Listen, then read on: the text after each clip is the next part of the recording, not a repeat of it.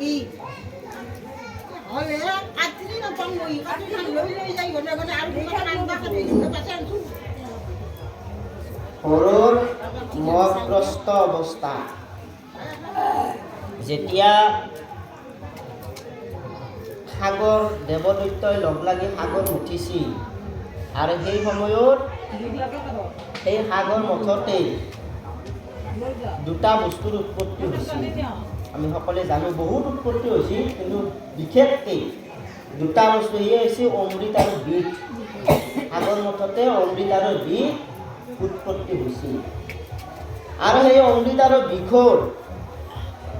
যেতিয়া বিষ আৰু অমৃত উৎপত্তি হৈছিল বিষ যেতিয়া উৎপত্তি হ'ল তেতিয়া ভগৱন্ত প্ৰভু কৃষ্ণই শিৱক আদেশ দিছিল যে তুমি সেই বিষ তুমি ল'ব লাগিব তুমি গ্ৰহণ কৰিব লাগিব এতিয়া শিৱই শ্ৰীকৃষ্ণৰ আদেশ মৰ্মে এই সাগৰ মথতে এই অমৃত পান কৰিছিল সদাশিৱে আৰু তেতিয়াৰ পৰাই সদাশিৱৰ আন এটা নাম হৈছে নীলকণ্ঠ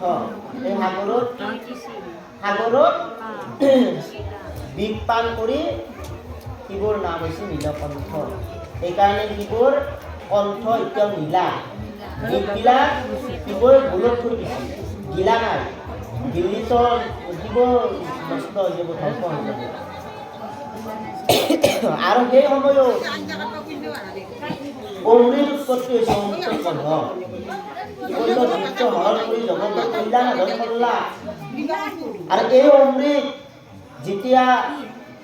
উৎপত্তি হ'ল সেই অমৃত দৈত্যবিলাকে হাত কৰিছে যে আমাক লাগবে তেতিয়া ভগৱন্ত প্ৰভু কৃষ্ণই সেই দৈত্যসকলৰ পৰা অমৃত আনাৰ কাৰণে এটা সুন্দৰী মোহিনী ৰূপ ধাৰণ কৰিছিল আমি সকলোৱে জানো আৰু এই মোহিনী ৰূপ ধাৰণ কৰি দৈত্যসকলৰ পৰা এই অমৃত আনি দেৱতাসকলক কাম কৰিছিল আৰু সেই দেৱতাসকল আজিও অমৰত্ব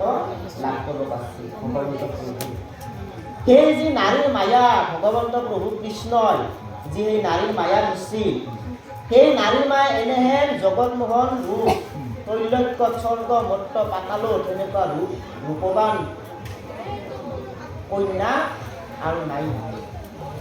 দৈত্যবিলাকে আচৰিত খাইছিল সেই কন্যা সেই শ্ৰীকৃষ্ণৰ মোহিনী ৰূপত সকলো দৈত্যবিলাক মানে পাগল হৈ দিছিল আৰু তাহাৰ পৰা সেই অমৃত মোহিনী ৰূপ ধাৰণ কৰি দেৱতাসকলক অমৃত পান কৰিছিল আৰু এই দৃশ্যটো শিৱই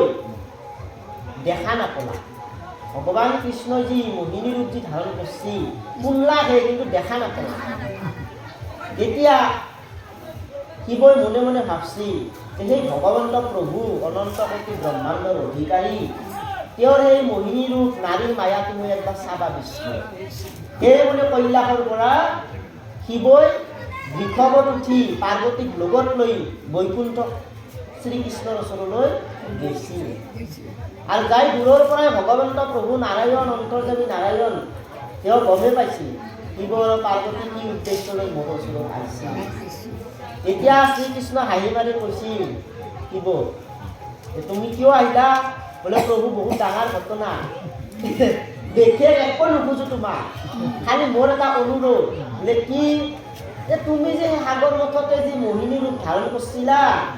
সেই কন্যাজনী মোৰ চাবা ইচ্ছা তুমি আৰু ধৰবা লাগিব সেই মোহিনী ৰূপ মোৰ আগত মোক দেখাব লাগিব মোৰ চাবান নহ'ল ভালকৈ এইবাৰ ভালকৈ চা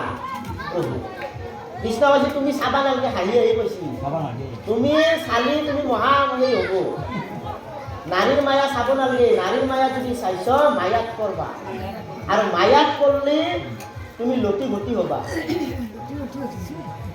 তুমি এই মায়া চাব নালাগে শিৱই কৈছে বাপৰে বাপ প্ৰভু তোমাৰ দাসৰো দাস মই শিৱই কৈছে তোমাৰ ভক্তময়ী তোমাৰ ভকতময়ী